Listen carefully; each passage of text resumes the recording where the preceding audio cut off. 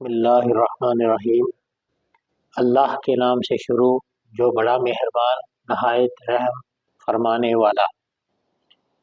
اللہ سبحانہ و تعالیٰ کا نام اتنا لذت اور سرور والا ہے، جب کوئی مسلمان یہ نام اپنی زبان پر لاتا ہے، دل سے اس کا اقرار ہوتا ہے تو اسے چین اور سکون میسر آتا ہے۔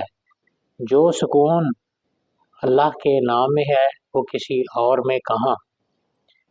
تو لفظ اللہ جو ہے یہ ایسی مٹھاس ہے جو کسی کھانے پینے کی چیزوں میں نہیں ہے۔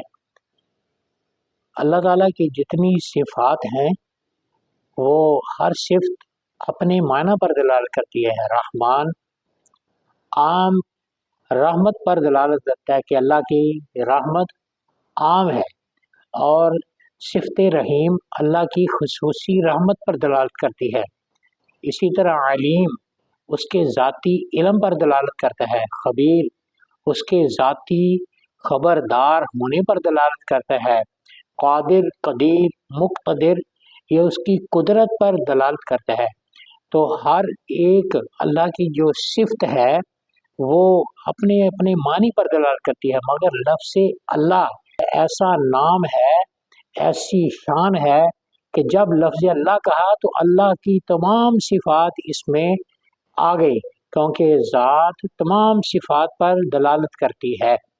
تو یہ لفظ اللہ ایسا مبارک نام ہے کہ یہی کلمہ طیبہ میں لا الہ الا اللہ وہاں بھی لفظ اللہ ہے۔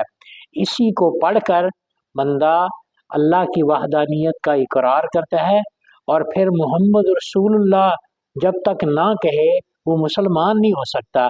تو لا الہ الا اللہ میں کلمہ طیبہ میں اللہ تعالیٰ کا نام ہے جو سب سے بلند ہے اور ہر لحاظ سے بلند ہے، اور جس کو بھی کائنات میں بلندی ملی وہ اللہ ہی سے ملی ہے۔ یہ ہے لفظ اللہ کی خصوصیت۔